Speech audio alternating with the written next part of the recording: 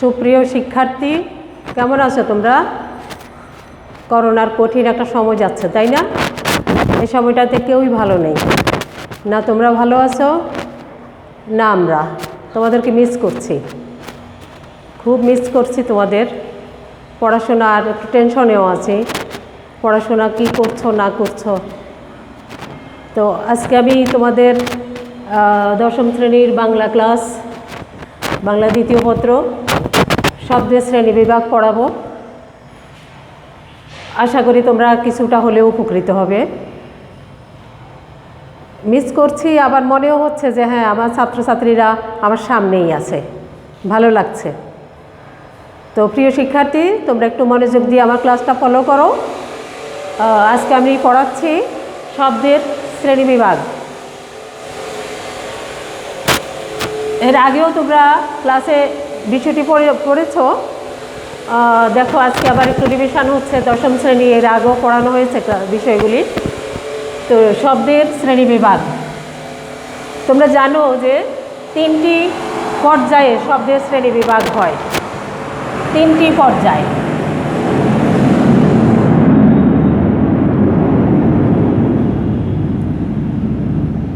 তিনটি পর্যায়ে শব্দের শ্রেণী বিভাগ। প্রথমত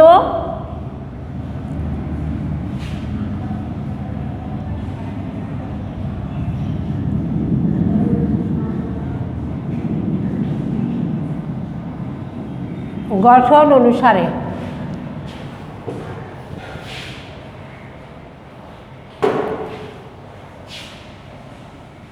গঠন অনুসারে শব্দের বিভাগ। দ্বিতীয়ত হচ্ছে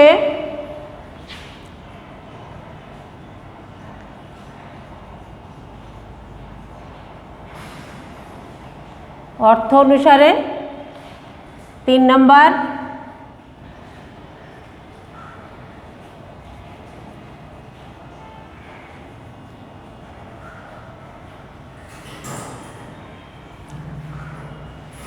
উৎপত্তি অনুসারে। বইতে আলাদা আলাদা অধ্যায়ে 3টি বিষয় করা আছে, কিন্তু আমি তোমাদের পাশাপাশি রেখে আজকে 3টি অধ্যায়ের উপরে পাঠদান করব। গঠন অনুসারে প্রথম, খেয়াল করে শোনো। গঠন অনুসারে শব্দের শ্রেণী বিভাগ 2 রকম।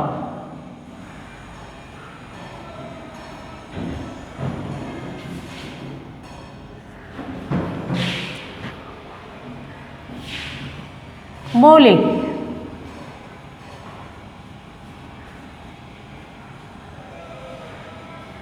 মৌলিক শব্দ। মৌলিক কথাটার অর্থ কি? মৌলিক কথাটার অর্থ হচ্ছে মূল, যার সাথে আর কোনো কিছু যুক্ত নেই। আমাদের অজস্র শব্দ, সেই শব্দ কোনোটা সমাস সাধিত, কোনোটা প্রত্যয় সাধিত, কোনোটা সন্ধি সাধিত। কিন্তু এই যে মৌলিক শব্দ, মৌলিক শব্দ হচ্ছে মূল শব্দ, যেটার সাথে আর কোনো কিছু যুক্ত করা নেই। যেমন হাত একটা মৌলিক শব্দ, এটাকে আমরা কিছু যদি যুক্ত করি তখন হয়ে যাবে সেটা সাধিত শব্দ। হাত, লাল, গোলাপ।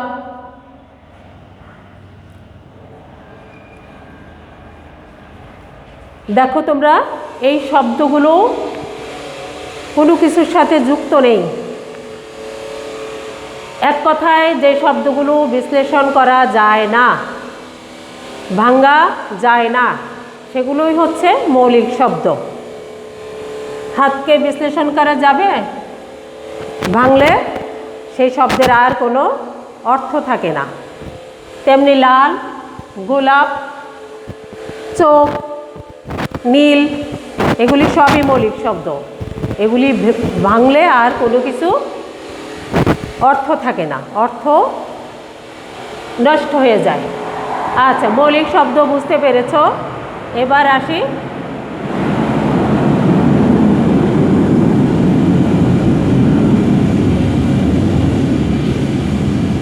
সাধিত শব্দ। মৌলিক মানে মূল, সাধিত শব্দের অর্থ হচ্ছে যা সাধন করা হয়েছে। সাধন করা মানে তৈরি করা, সংস্কার করা। যেমন প্রত্যয় দিয়ে আমরা শব্দ গঠন করি, সমাস দিয়ে শব্দ গঠন করি, তারপর হচ্ছে আমরা সন্ধি করে শব্দ তৈরি করি। এই সাধিত শব্দগুলো হচ্ছে সেই শব্দগুলো যেগুলো সন্ধি করে করা হয়, প্রত্যয় করে করা হয়, সমাস দিয়ে করা হয়, মানে সমসমান পদ যুক্ত করে করা হয়, বিভক্তি যোগ করে করা হয়। বিভিন্নভাবে আমরা সাধিত শব্দ তৈরি করি। শিক্ষার্থীরা, তোমরা দেখো, এই যে আমি মৌলিক শব্দ এখানে 3টি দিয়েছি, এই 3টি মৌলিক শব্দকে আমি সাধিত করে তোমাদের দেখালে তোমরা বুঝতে পারবে ভালো। যেমন হাতকে আমরা সাধিত করি হাতল, লাল,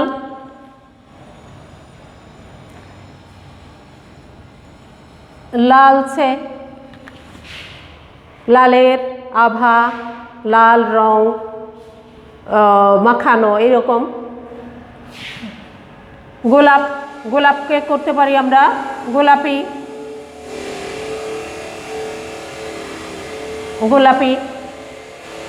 তাহলে দেখো, মৌলিক শব্দ মানে হচ্ছে মূল শব্দ, সাধিত শব্দ মানেই হচ্ছে যুক্ত শব্দ, সাধন করা হয়েছে এমন। সে আমি সন্ধি করে করি, আর বিভক্তিযুক্ত করে করি, সমাস করে করি, সবই হচ্ছে সাধিত। আর যেটাকে ভাঙা যাবে, বিশ্লেষণ করা যাবে। আচ্ছা, তাইলে আমরা প্রথমটা বুঝতে পেরেছি, গঠন অনুসারে দুরকম, মৌলিক আর সাধিত।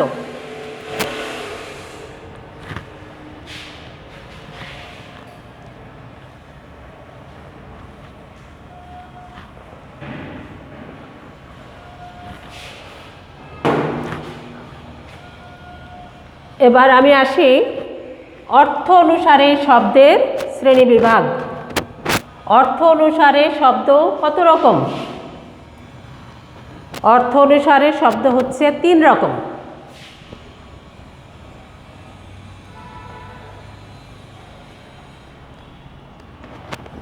যৌগিক,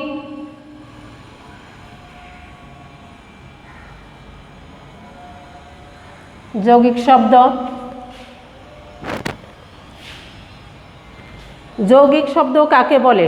যৌগিক কথার মানে কি? কিছুক্ষণ আগে আমি বলেছি মৌলিক মানে মূল, আর যৌগিক হচ্ছে তার বিপরীত, মানে কোনো কিছু যুক্ত করা হয়েছে এমন। ওই যে বলেছি, আমরা শব্দ তৈরি করি, সংস্কার করি, সেটা সন্ধি করে করি, বিভক্তিযুক্ত করে করি, প্রত্যয়যুক্ত করে করি, সমাস করে করি। আচ্ছা, এই যৌগিক শব্দ কোনগুলো? সবই কিন্তু যৌগিক না।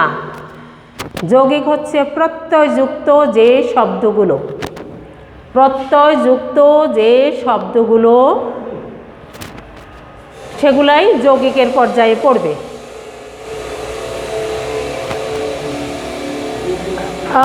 এখানে একটা কথা আমি বলে রাখি, শব্দের অর্থ, যেহেতু আমরা অর্থ অনুসারে শ্রেণীবিভাগ পড়াচ্ছি, তো অর্থ অনুসারে শব্দের আমি অর্থটাকে এখানে গুরুত্ব দিয়ে বলবো।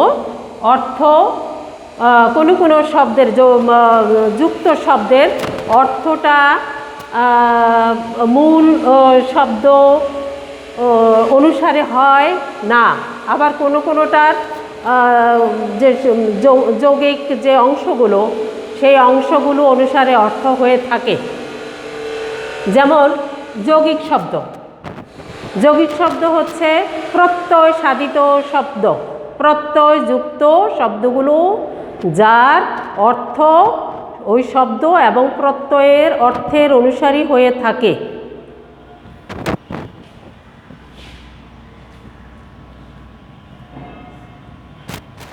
যে শব্দগুলোর অর্থ তার মূল শব্দ এবং প্রত্যয়ের অর্থ অনুসারে হয়ে থাকে। যেমন গায়ক, গায়ক একটা যৌগিক শব্দ, এটা প্রত্যয় সাধিত শব্দ। গৈনক, অকে বলা যায় গায়ক, মানে গান যিনি করেন। গৈ যোগ অক প্রত্যয় যুক্ত শব্দ, গান যিনি করেন। তাইলে আমরা দেখতে পাচ্ছি প্রত্যয় অনুসারে শব্দের অর্থ হয়েছে।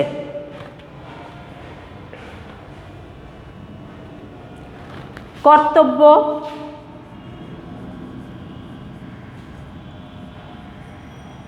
ক্রি যোগ তব্য, কর্তব্য। করণীয়, এটিরও প্রকৃতি এবং প্রত্যয় অনুসারে অর্থ হয়েছে। প্রকৃতি এবং প্রত্যয় অনুসারে অর্থ হলে তাকে বলে যৌগিক শব্দ। ও সেরকম আছে হচ্ছে বাবু আনা, বাবু যোগ আনা, মধুর, মধু যোগ র, মধুর, এগুলি প্রকৃতি এবং প্রত্যয় অনুযায়ী অর্থ হয়ে থাকে।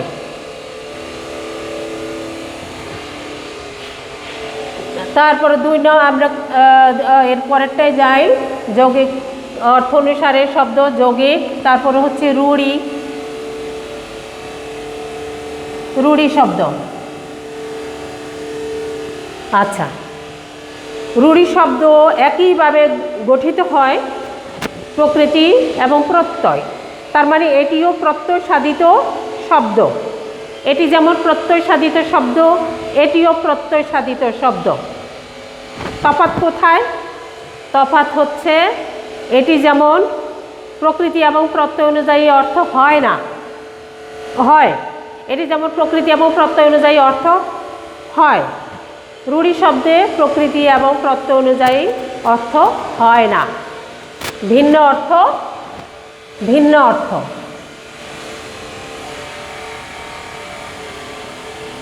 ভিন্ন অর্থ, যেমন বাঁশি।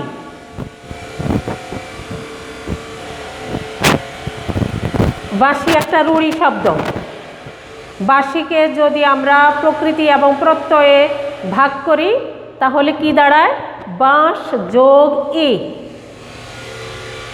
শিক্ষার্থীরা, বাঁশ মানে তোমরা জানো এক রকমের কি উদ্ভিদ।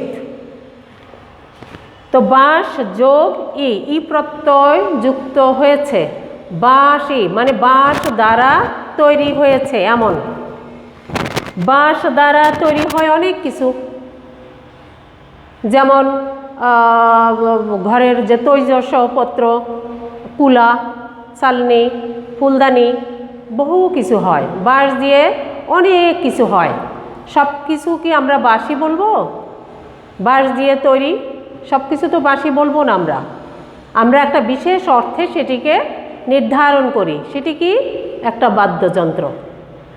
বাঁশি মানে একটা বাদ্যযন্ত্র।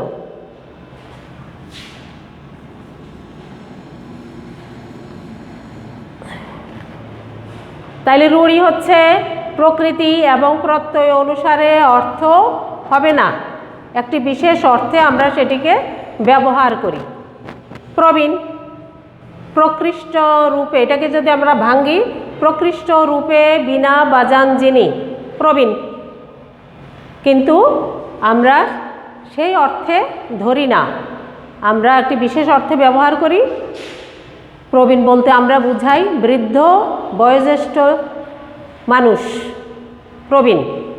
তো এই যে একটা বিশেষ অর্থ আমরা ধারণ করি, বিশেষ অর্থে আমরা ব্যবহার করি, সেগুলোই হচ্ছে রূঢ়ি শব্দ। সন্দেশ, তৈল, তৈল,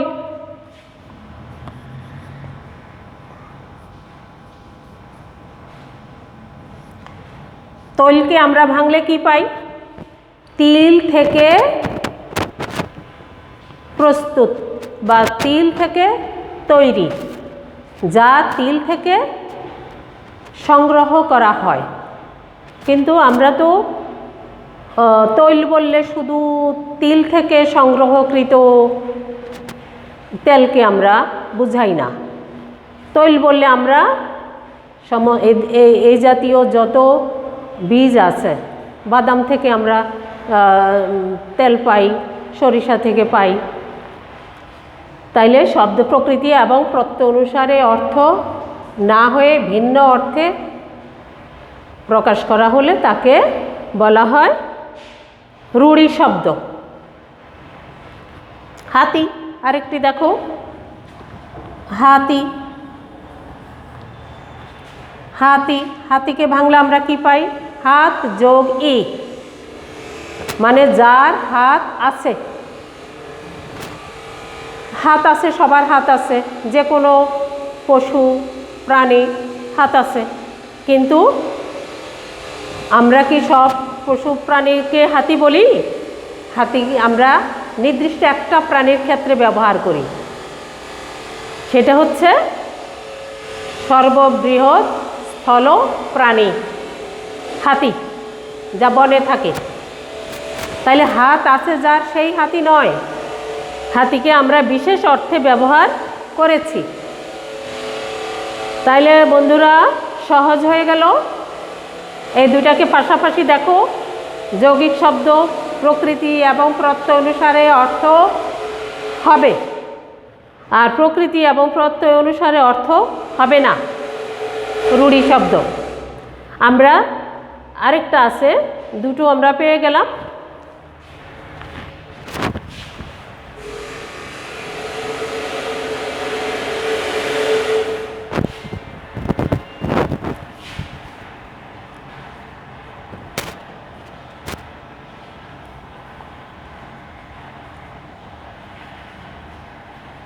যোগরূঢ় শব্দ, অর্থ অনুসারে শব্দের শ্রেণীবিভাগ। আরেকটি হচ্ছে যোগরূঢ় শব্দ। যোগরূঢ় শব্দ হচ্ছে সমাস সাধিত শব্দ। এটি কিন্তু প্রত্যয় সাধিত নয়, যৌগিক আর রূঢ়ির মতো নয়। এটি হচ্ছে সমাস সাধিত শব্দ।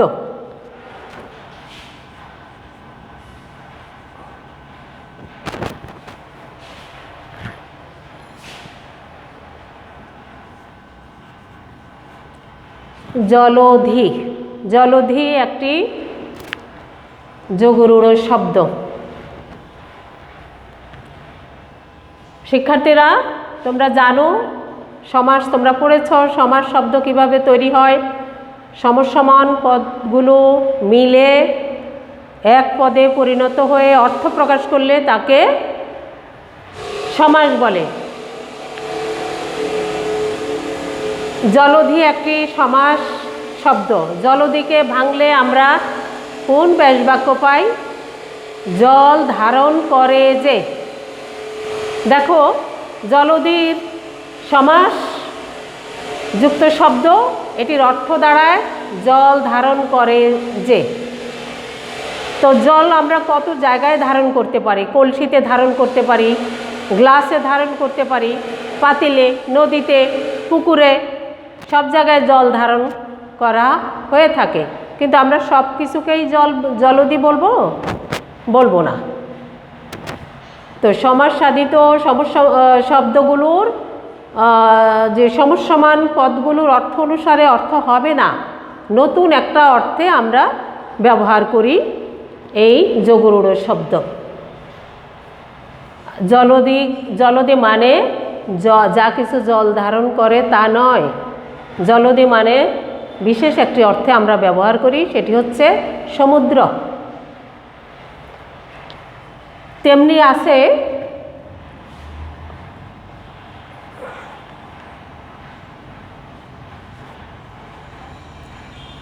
মহাযাত্রা।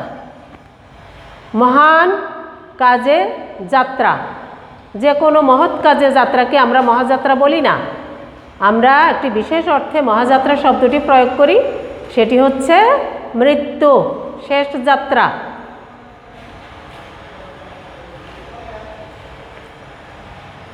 তো তোমরা বুঝলে যে যোগরূঢ় শব্দ হচ্ছে একটি সমাজসাধিত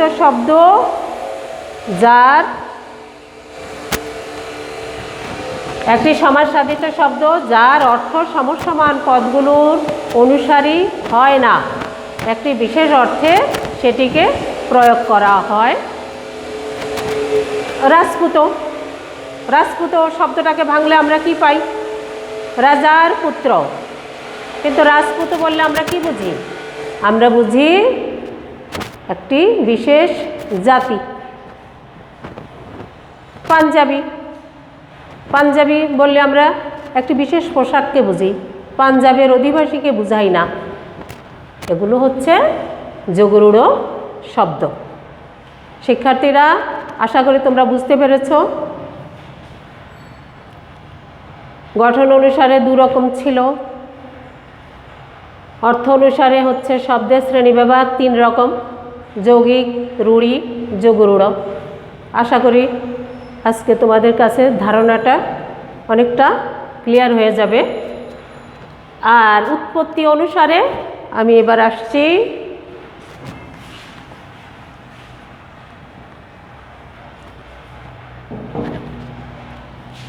উৎপত্তি অনুসারে। বাংলা ভাষায় শব্দ সংখ্যা কত? কেউ কি বলতে পারবে? অগণিত। এত যে শব্দ, এত বিশাল শব্দের ভাণ্ডার কোত্থেকে আসলো? এটাই হচ্ছে উৎপত্তি অনুসারে শব্দের শ্রেণীবিভাগ।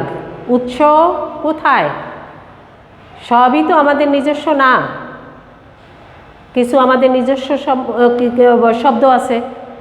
এই যে সমৃদ্ধ বাংলা ভাষার এত সমৃদ্ধ শব্দ ভাণ্ডার, এই শব্দ ভাণ্ডার সবই আমাদের নিজস্ব না, আমাদের নিজস্ব আছে, বহিরাগত আছে। আমরা জানি যে বাংলাদেশে বিভিন্ন সময় বিভিন্ন জাতি এদেশে এসে বসবাস করেছে, বাণিজ্য করেছে, এমনকি প্রশাসনিক কাজও চালিয়েছে। তো বহিরাগতদের কাছ থেকে আমরা অনেক শব্দ নিজের শব্দ ভাণ্ডারে যুক্ত করেছি। আমরা বাংলা শব্দ ভাণ্ডারকে সমৃদ্ধ করতে পেরেছি এই বহিরাগতদের ভাষা থেকে। আমরা শব্দ সংরক্ষণ করে আমরা আমাদের ভাষাকে সমৃদ্ধ করতে পেরেছি। এভাবেই আমাদের এই যে বাংলার বিশাল শব্দ ভাণ্ডার। তো আমরা এখানে আমি দেখাবো যে উৎপত্তি অনুসারে যে শব্দ কত রকম। আশা করি তোমরা নিজেরা বলে দিয়েছো এতক্ষণে যে 5 প্রকার।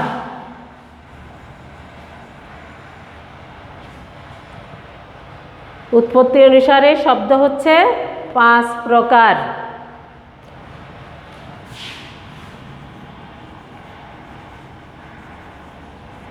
তৎসম,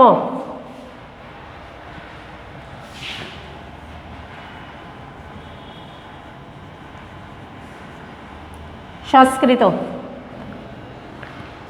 সংস্কৃত কথাটার আরেক নাম তৎসম, মানে তার সমান। কার সমান? সংস্কৃতের সমান, মানে সংস্কৃত। বাংলা ভাষায় অনেক বেশি শব্দ সংস্কৃত থেকে আগত।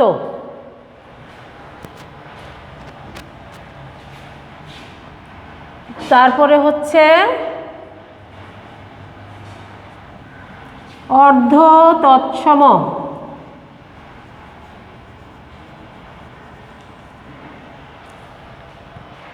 অর্ধেকটা তার সমান, অর্ধেকটা সংস্কৃতের সমান, মানে হচ্ছে পরিবর্তিত, কিছুটা পরিবর্তিত। যে সমস্ত শব্দ সংস্কৃত শব্দ বাংলা ভাষায় আছে সেগুলোই হচ্ছে অর্ধ তৎসম।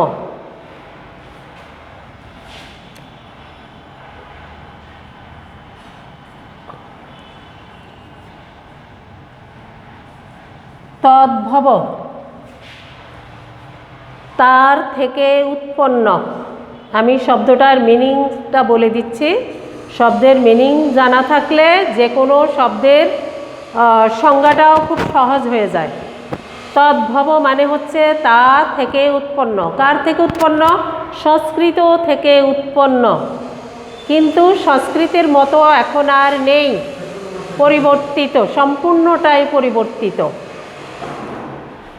তাইলে এগুলো কিন্তু সবই সংস্কৃত, অপরিবর্তিত, সম্পূর্ণ অপরিবর্তিত। যেমন চন্দ্র, চন্দ্র, সূর্য, নক্ষত্র, বৃক্ষ,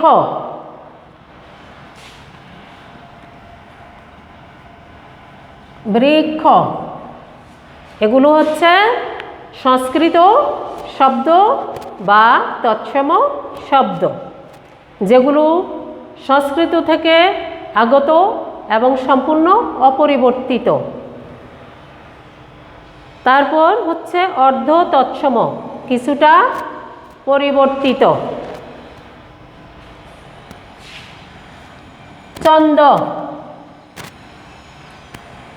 সূরজ, এগুলো হচ্ছে অর্ধেকটা পরিবর্তিত, অর্ধেকটা পরিবর্তিত। তারপর সম্পূর্ণটা পরিবর্তিত। চাঁদ,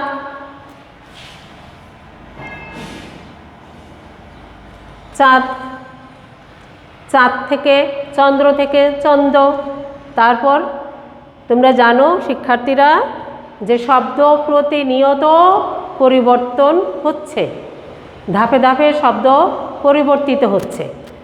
এই তৎসম শব্দ চাঁদ, চাঁদ থেকে চন্দ্র, চন্দ্র থেকে চাঁদ, সম্পূর্ণ পরিবর্তিত তৎসম শব্দগুলোই হচ্ছে তদ্ভব শব্দ।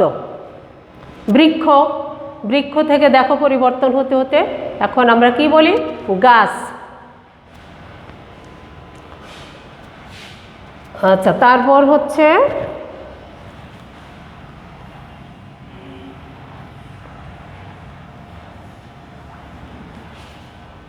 দেশি।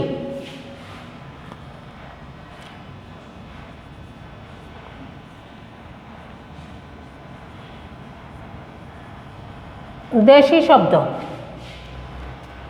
দেশি শব্দ কোনগুলো? দেশি শব্দ হচ্ছে বাংলাদেশের আদিম যে অধিবাসীরা, বাংলাদেশ ভূখণ্ডের আদিম যে অধিবাসী, এখানে অনেক অধিবাসী ছিল আগে, অস্ট্রিক, মঙ্গোলিয়া। তো আমাদের বাংলা ভাষাটা অস্ট্রিক ভাষা থেকে আসা, আদিম অধিবাসী। আদিম অধিবাসীদের যে সমস্ত শব্দগুলো এখনও বাংলা ভাষায় প্রচলিত আছে সেগুলোই হচ্ছে দেশি। যেমন কি ঢেকি,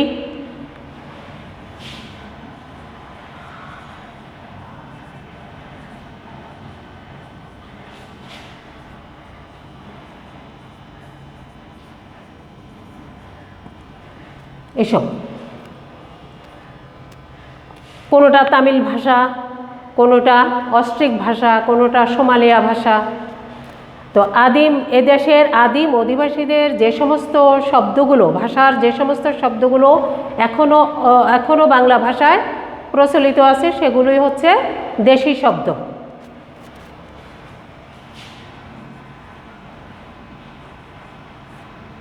আর আমরা সবচাইতে বেশি সমৃদ্ধ হয়েছি যে সমস্ত বিদেশি ভাষার শব্দ নিয়ে, সেগুলোই হচ্ছে বিদেশি শব্দ।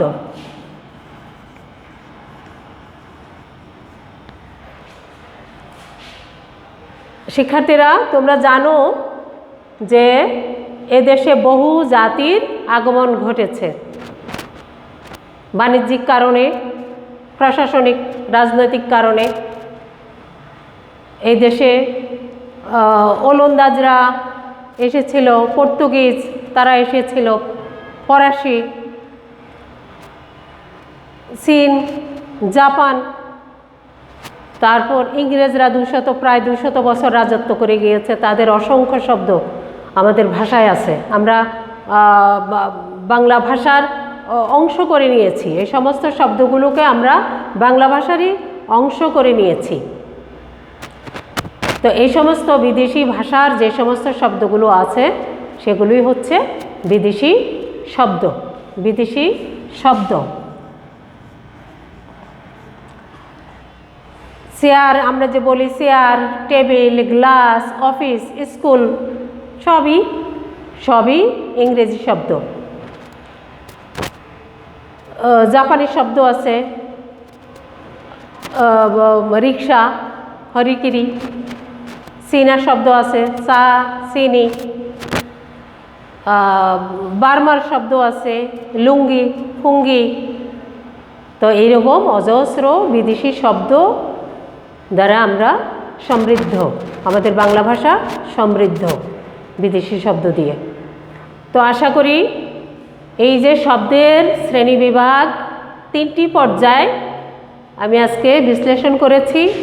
পর্যায়গুলো কি?